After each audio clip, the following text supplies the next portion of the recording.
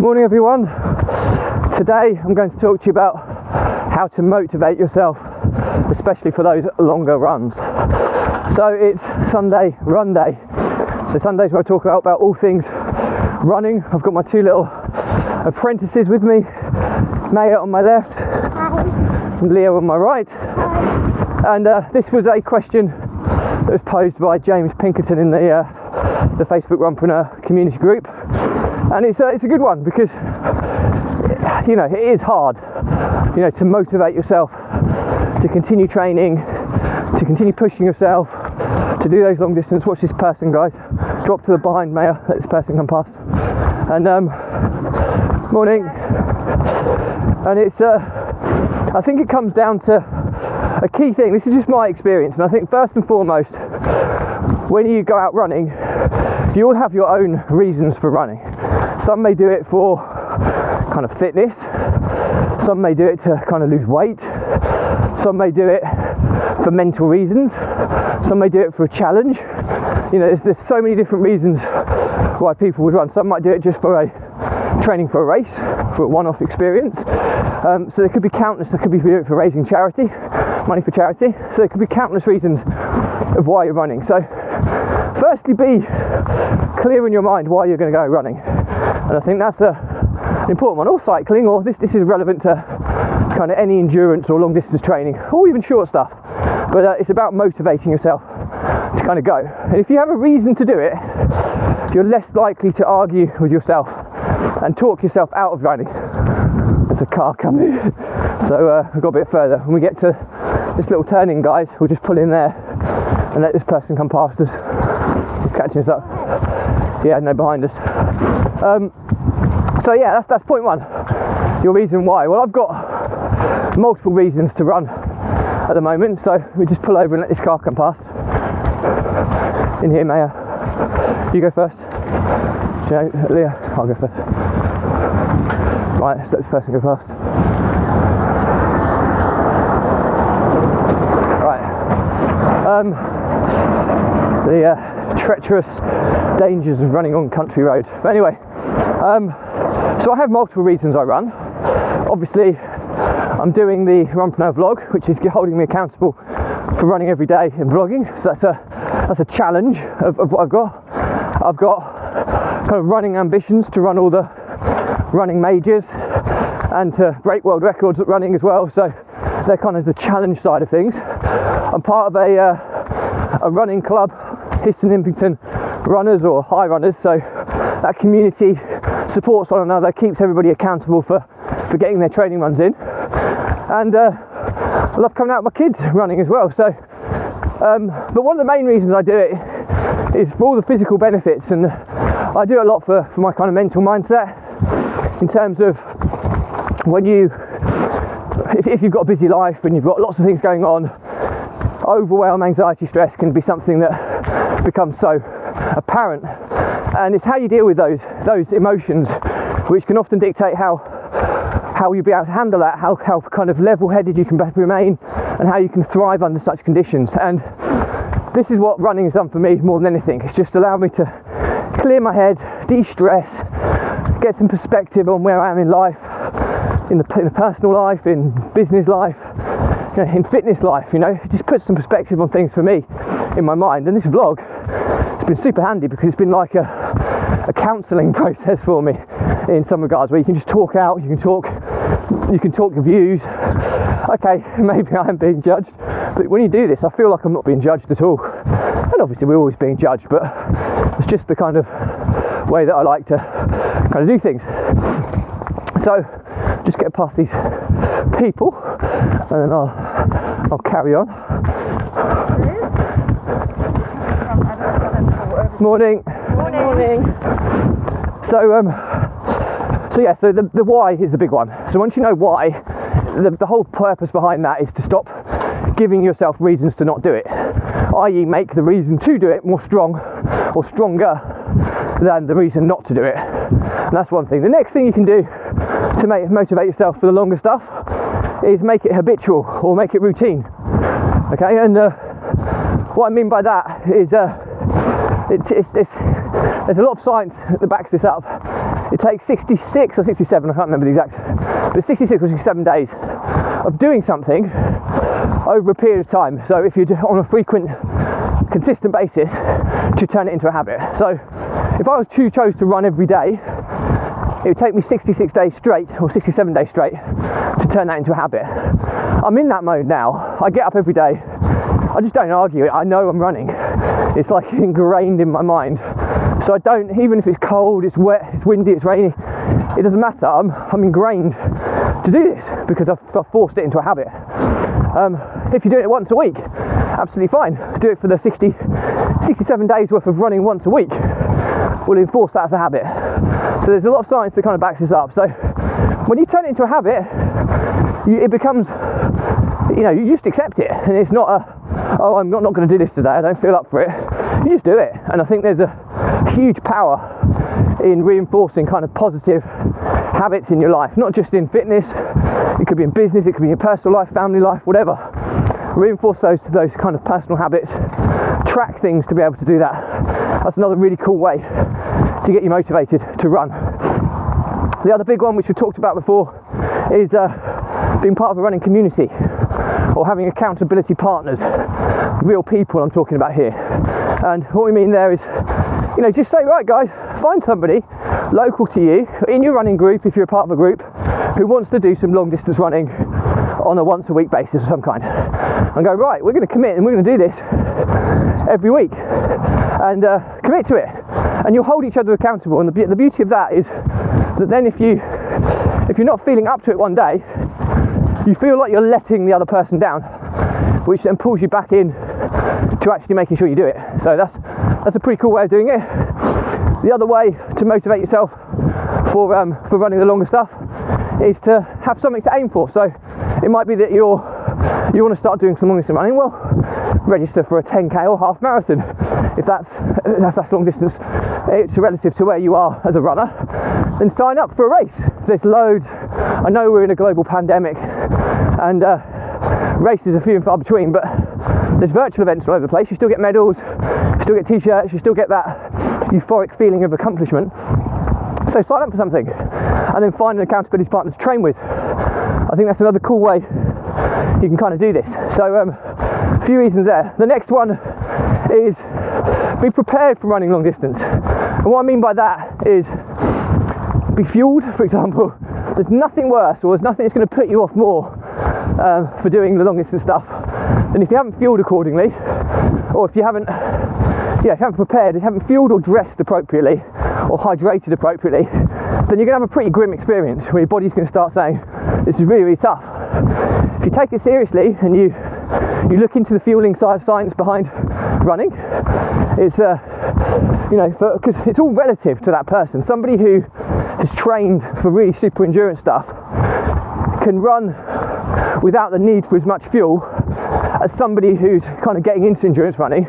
So it might be that I can run I'm not going to use me as an excuse because I'm not a super endurance runner by any stretch, but a super endurance runner could run a marathon even on very little fuel, whereas somebody who's just getting into the longer distance stuff might find that they need to fuel on a 10k, because it's all down to how your heart rate is how hard your heart rate's working to dictate how much carbohydrate you're burning. It sort of depends on where your maximum aerobic function is. What we mean by that is that the threshold in terms of your beats per minute is your heart rate. If you're, well, for example, my maximum aerobic function is 146. So if I'm running at under 146 beats per minute, then I'm burning fat as an energy supply. And the science behind that is that even the skinniest or leanest of people can have kind of 77,000 calories worth of energy stored up in the fat cells. So it takes a lot longer for your body to convert that, which is why running at a lower heart rate allows you to kind of use that as an energy source. If I go higher than that, I'm into carbohydrate zone, and that's where I need to replenish quite regularly, because your carbohydrates will deplete quite quickly like a fuel tank would in a car. So I know I've gone a bit deep there, but the point I'm making is be prepared for endurance run. If you hit the wall on the training run, believe you me, you probably won't want to do that training run again, because it's a pretty grim experience. So, to summarise, I think I gave maybe 5 reasons there. So, number 1 is know your why. Really, really important. Why are you running?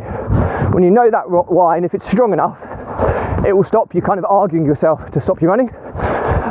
Number 2 is, I'm trying to remember what I was talking about, is you know, have an accountability partner perhaps, which is a person, so somebody who's going to help you run those longer distance things.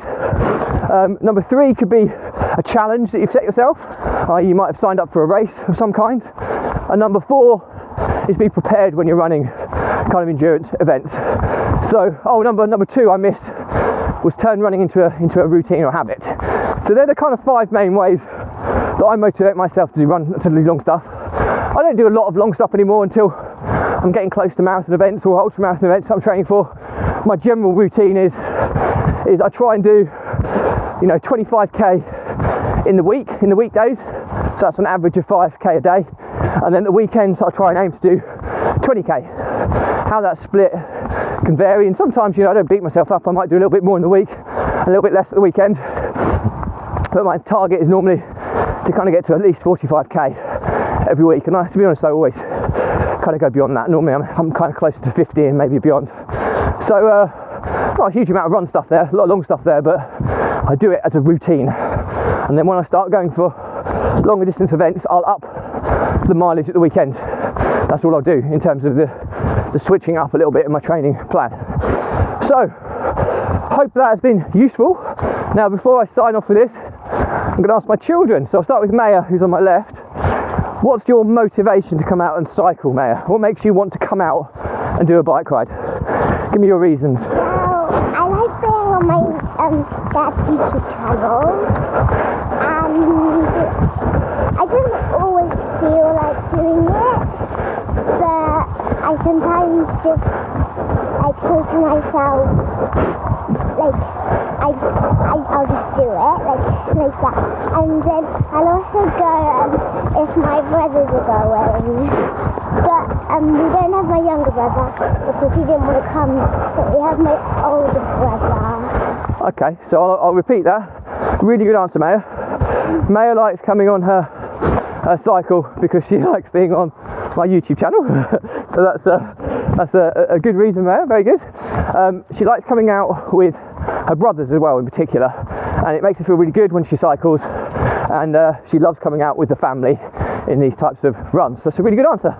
And hopefully you heard Maya saying that. We're testing out a new microphone today, which is a Lavalier Go, which links to my Rode Wireless Go wireless microphone interface, which syncs to my camera. I'm like running Robocop with all the tech that I carry. I'm literally part machine when I run. But anyway, Leo, it's over to you. So you come to the left-hand side so they can hear you, hopefully hear you on the microphone.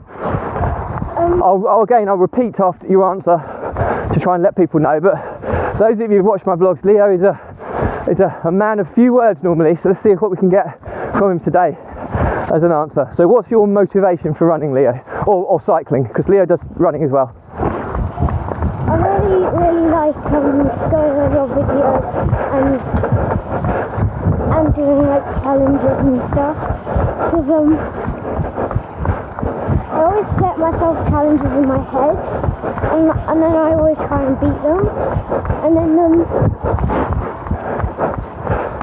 today is my last run, or cycle run, until I get a Run for Their t-shirt just like my dad, and that really pushed me today as well. Well, fair. I just like coming out. Alright, well thanks, Leo. That was a really good answer actually. Leo also likes being on the YouTube channel. Hopefully you caught a lot of what Leo was saying, but he likes being on the YouTube channel as well. But he likes to set himself little challenges in his mind and then beat them. And one of the challenges he's doing at the moment is, I said if they get onto 10 episodes of my video, my YouTube channel, then I'd get them a Runpreneur Apprentice t-shirt. Yeah, just little rewards like that go a long way. And Leo really wants to get one of those, and he loves coming outside and enjoying it. And I think it's important to say that with Leo, I'm trying to not be the pushy dad, but Leo is an exceptional runner. far better runner than me I was ever been at his age. He runs a 5k in low 24 minutes and 15 seconds or some kind, I think it's his PB. To do that, he did that I think when he was 8. He's 9 now, and he's run a 10k already, and he's only 9, so he's a super talented runner, but he also likes his cycling as well. So if Leo can channel his challenges, he could develop into a super talented runner. But so could Mayo and so could James. I think it comes down to how much they want it and how much they want to set those targets and goals and try and achieve them. So thanks guys. Anyway, so that's the end of the episode today. As always, if you've got any questions on this stuff or questions for the kids, drop me a comment and we'll respond to everyone. If it's a bigger topic, I'll do a separate vlog episode and I'll tag you in so you can get the I'll respond to everything. As always, if it's not for you, no problem. I don't want to clutter up people's social feeds with irrelevant information, so if that is the case, just unfollow me and it'll stop cluttering up your personal feeds. But before you do go, please make sure you subscribe to my YouTube channel, Runpreneur. I'm going to turn around here, guys, and where all the feature length versions are released in full length, and they're all nicely neatly catalogued by playlist. So do check that out, and hopefully if you're not cluttering up your social feeds, there'll be something in there that'll be relevant to you at some point in the future as a completely free resource. Also make sure you join the Runpreneur Facebook group, whereby we're just starting to build out all the free resources that kind of accompany this vlog. And again, it's all free, it's all stuff that you can kind of use and hopefully help you in your journey of entrepreneurship and running. So all I have to say is that the Runpreneur blog was set up to help entrepreneurs, business owners overcome stress, anxiety and overwhelm using exercise as a mechanism to control, manage and thrive under these emotions that every single entrepreneur and business owner experiences. And I think the key difference between success and failure can often be how you control these emotions. So if you don't control them, the results can be catastrophic, i.e. pressure builds up and up and up and up and up and up, and then what usually happens is the entrepreneur or the business breaks, which is terminal to the likelihood of your business surviving or succeeding over the course of time. And currently the stats are pretty damning that only 1 in 10 businesses will last the test of time, let alone the fact we're in a global pandemic. So I think there's a lot to be said about making sure that you can deal with these emotions to give you the best chance to succeed. So if you are someone who's a very proud entrepreneur, struggles to open up, struggles to talk to people and about their challenges and struggles, just drop me a message. This is my pledge to you. There's no sale, no nothing. All I want to do is just try and give you a few tips on how you can kind of implement some simple steps that can hopefully change the way you approach your day, approach these challenges, and hopefully get you back on the path to success. And I always said this vlog just saves one entrepreneur, one business, it'd be 1,000,000% worthwhile. And I can speak from experience because I've lost multiple businesses in the past and I've been rock bottom. I know what it's like, and trust me, it's not very pleasant. And this running vlog has almost been my saviour in that regard. So hope that's helpful, and all I have to say on that note is stay positive, stay happy, and I'll see you tomorrow. Wave guys.